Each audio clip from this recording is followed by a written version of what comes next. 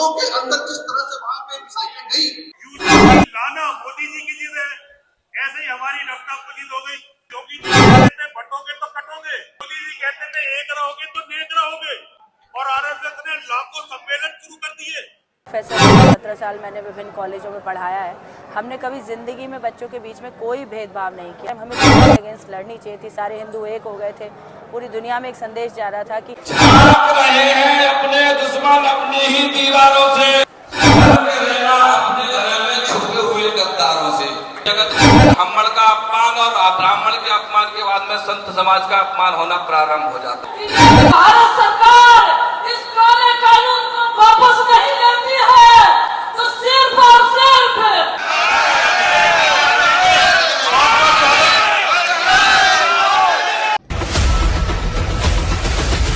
लड़ाई खाली गुरुजी की नहीं है, ये हर उस व्यक्ति की लड़ाई है जो नहीं चाहता सनातन आपस में लड़े भिड़े, जाति भ्रांतियों में संघर्ष हो। हम चाहते हैं हमारा मैसेज केवल ये जाना चाहिए कि हम केवल हिंदू हैं, हम केवल हिंदू हैं। हमें कोई मतलब नहीं है कि यूजीसी कानून आज आया कल घड़ी की चौथाई में इसे वापस भेज देंगे। जिस किताब के पन्नों से ये ड्राफ्टिंग हो गया है ना, इसे वहीं वापस में भेजा। तो हम भी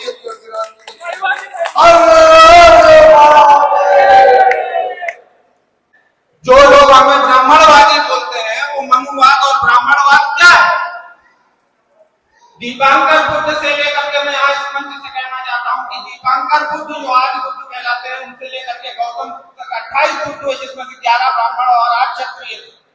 मेरे शिक्षक तो ज्यादा होते नहीं, लेकिन खुद कहेंगे हमारे छोटे भाई एक भी हमारे साथ क्यों नहीं है भाई। आज यहाँ का ये हॉल खाली है तो इसका केवल एक कारण है, मैंने तो पूरा जीवन यादवों में, गुजरों में और जाटों में बिताया, ब्राह्मणों में, त्यागियों में, बनियों में, कायस्थों में।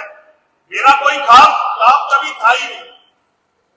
लेकिन बाकी जितने सन्यासी हैं उनके साथ उनके मानने वाले सबसे ज्यादा बनिए।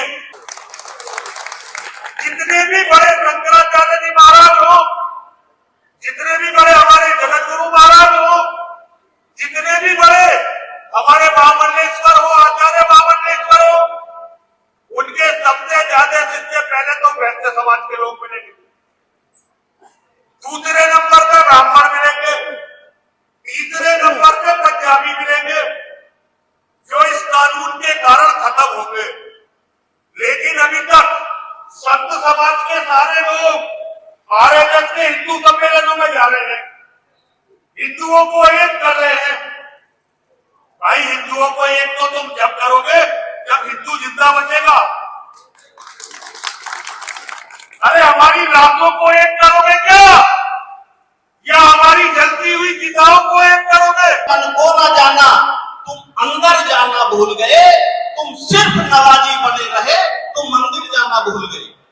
ये कारण रहा।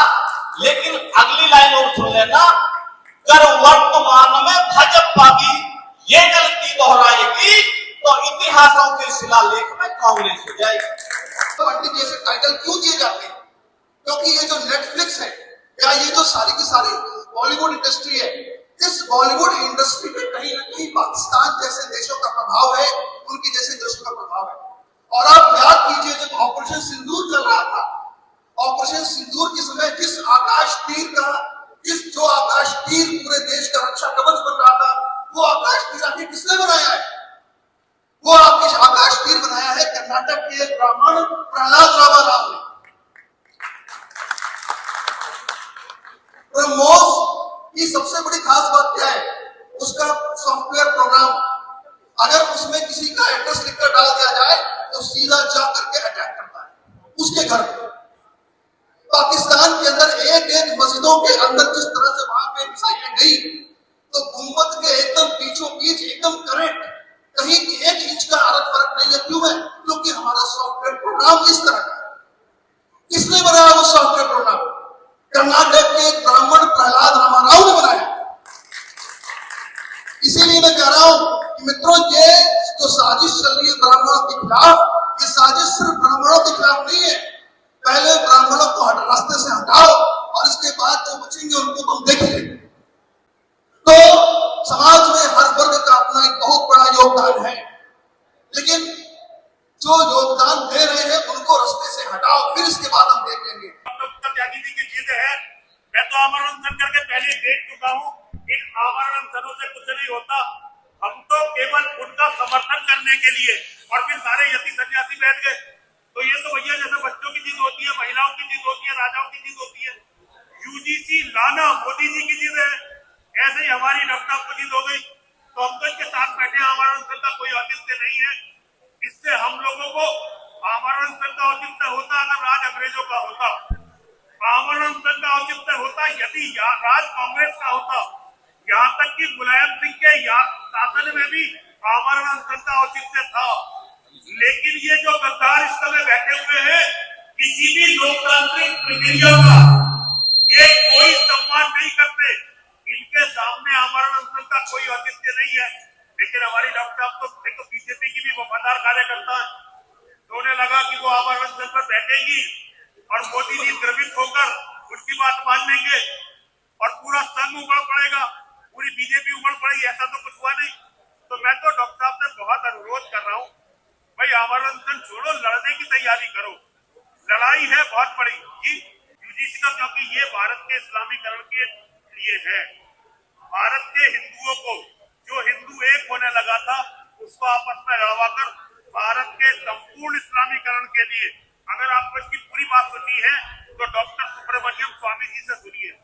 वो पूरी बताई गई है कैसे कैसे योजना सऊदी अरब में बनी थी, दुबई से क्रियान्वित होनी शुरू हुई और आज यूजीसी के माध्यम से, और मुसलमानों ने अरबों खरबों डॉलर और हजारों पैसियां इस काम के लिए लगाई। और हमारे नेताओं के तो भैया सारा देश केवल सीढ़ियों से चल रहा है। ये जो नेताओं की सीढ़ियां है ना, हमारा पूरा देश तो उन्हीं से चल रहा है। देखिए अगर हिंदू आपस में लड़ेंगे, आज जब इस्लाम की बढ़ती हुई आबादी, हर मुसलमान के घर में 10-10, 12-12, 15-15 बच्चे, और हमारा कोई सा देख लो, चाहे ओबीसी हो चाहे ब्राह्मण हो, एक एक बेटा पैदा कर रहे हैं। जिसके पहला बेटा हो जाता दूसरी बेटी नहीं करता। तो भाई मुसलमानों का जब इतना खतरा था, इतना खतरा कि योगी जी कहते थे बटोगे तो कटोगे, और मोदी जी कहते थे एक रहोगे तो नेक रहोगे, और आरएसएस ने लाखों सम्मेलन शुरू कर दिए हिंदुओं को एक करने के लिए। ऐसे समय में ये बिल लाकर हमें इस बुरी तरह से बांट दिया गया है। आज अगर ये हौला खाली देख रहे हैं तो उसका कारण है कि मेरे जो ज्यादातर शिष्य हैं, जो षड्यंत्र को समझ नहीं पाए, उन्हें ये लगने लगा कि गुरुजी तो जातिवाद की राजनीति करने लगे। तो एक बंटवारा 13 जनवरी के बाद हर हिंदू के मन में आ चुका है। मैंने कभी मोदी जी से, मैं तो पहले से बहुत चिढ़ता हूँ, लेकिन कभी इसलिए नहीं चिढ़ा कि उनका जन्म ओबीसी में हुआ था, वो एक टेली है। इसलिए नहीं चिढ़ा कभी मोदी जी से, वो मुसलमानों के खेमे में चले गए, मैं तो इसलिए चिढ़ता था। कभी भी मैंने किसी हिंदू से इसलिए नफरत नहीं की कि वो किस जाति का, लेकिन आज मेरे मन में आने लगा है कि भाई एक तेली गांधी के रूप में पहले हमें बर्बाद कर गया, वो भी तो मोदी की बिरादरी का था, और दूसरा तेली ये आके बैठ के हमें बर्बाद कर रहा है। तो सारे तेलियों के प्रति मेरे मन में इसका बड़ी नफरत है। इसका मतलब तेली तो अपने धर्म को ही खत्म करते। पहले हमारे बूढ़े कहते थे ना भाई अगर तेली का मुंह देख लिया तो आज सारे दिन रोटी नहीं मिलेगी, तो मोदी ने वो काम कर दिया। तो भाई मैं तो इनके इसलिए खिलाफ हूँ कि मेरे सारे धर्म को खत्म करने का षड्यंत्र इन्होंने कर दिया। मेरा नाम डॉक्टर उदिता त्यागी है और मैं भारतीय जनता पार्टी के पश्चिम उत्तर प्रदेश के क्षेत्रीय मंत्री हूँ, महिला मोर्चा में। बीजेपी भाजपा नियम को लाई है। हाँ जी, पदाधिकारी हैं, उसके बावजूद आमरण अनशन कर रही हैं। कितने दिन से कर रही हैं और क्यों कर रही हैं? मुझे आज अनशन का 7वां दिन है और मेरा इस कानून के प्रति कड़ा विरोध है। ये ऐसा विभाजनकारी कानून है जिससे कि मैं खुद प्रोफेसर रही हूँ, 17 साल मैंने विभिन्न कॉलेजों में पढ़ाया है। हमने कभी ज़िंदगी में बच्चों के बीच में कोई भेदभाव नहीं किया, कौन किस बिरादरी से आया, जाति से आया। हमने सिर्फ उन्हें बच्चों की तरह पढ़ाया, दिल से पढ़ाया।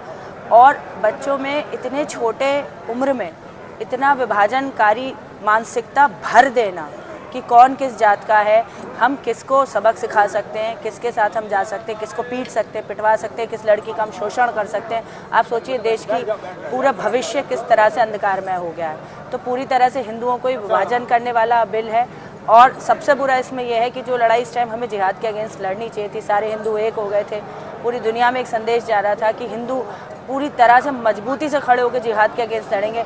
आज हमसे, ब्राह्मणों से हमारी लड़कियां मांगी जा रही हैं। आप बताइए इससे ज़्यादा बुरी स्थिति में हम कब आएंगे? भाजपा की सरकार के लिए हमने क्या नहीं किया?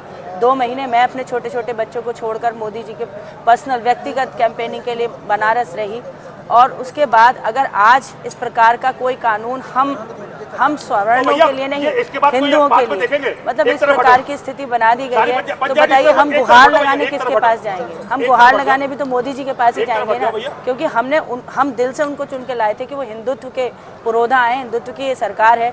तो जब हिंदुत्व के लिए हमने पार्टी ज्वाइन करी और हिंदुओं में इस तरह का भेदभाव किया जाएगा, मेरी लड़कियां मांगी जाएंगी मेरे मुंह पे बैठ के, महाकाली हूँ, और आज यहाँ से प्राण करके गुरुदेव के चरणों में उठूंगी कि देखो तुमसे अगर सड़कें जाम करने से रुकती हो तो रोक लेना, महाकालियां हैं, चंडी बन के निकलेंगी आज से सड़कों पे। आज गुरुजी के चरणों में सौगंध खा के उठेंगे। तुमसे तुम्हारी रेल तुम्हारे से चलती हो चल लेना, तुम्हारी सड़कों पे तुमसे लोग चलते हो तो चल लेना, क्योंकि अब बहुत हो गया। बेटों की, बच्चों की लड़ाई है। जिन बच्चों को हमने 9 महीने अपने पेट में रखा, जिनको हमने पाला पोसा, अपने खून से सींचा, उनका खून हम नहीं देख सकते, किसी कीमत पे नहीं देख सकते। तो महाकालियों की तरफ से हजारों हजार महाकालियां सड़कों पे उतरेंगी और ऐसा विरोध होगा कि सरकार देखेगी। ये हमारे साथ ये नहीं कर सकते। हमने बहुत दिल से, मन से, हर माँ ने मोदी जी को आशीर्वाद दिया, तब जाकर ये सत्ताओं में आए। बिना माँ के आशीर्वाद के कोई दुनिया में सत्ता प्राप्त नहीं होती। लेकिन आज माँओं को क्या मिला? उनके बच्चों का ऐसा रक्त रंजित भविष्य नहीं चाहिए, किसी कीमत पे नहीं चाहिए। तो सारी रणचंडियां आज से यहाँ से शपथ लेके उठेंगी गुरुजी के पास से कि एक एक जिले में इस प्रकार की अग्नि, प्रचंड अग्नि ज्वलित होगी इस यूजीसी के प्रति कि आप देखेंगे। ये ऐसा कोई आंदोलन नहीं है, ये हमारे बच्चों के जीवन और मरण का प्रश्न है। इसके लिए हम लड़ेंगे, आखिरी सांस तक लड़ेंगे।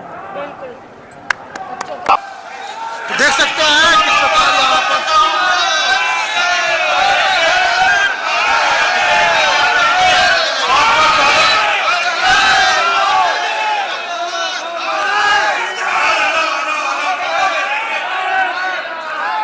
देख सकते हैं किस प्रकार आज डासना देवी मंदिर में दूर दूर से लोग किस प्रकार यहाँ पहुंच रहे हैं, किस प्रकार यहाँ पहुंच रहे हैं स्वर्ण के सम्मान में और यूजीसी के विरोध प्रदर्शन में किस प्रकार से दूर दूर से लोग पहुंच रहे हैं।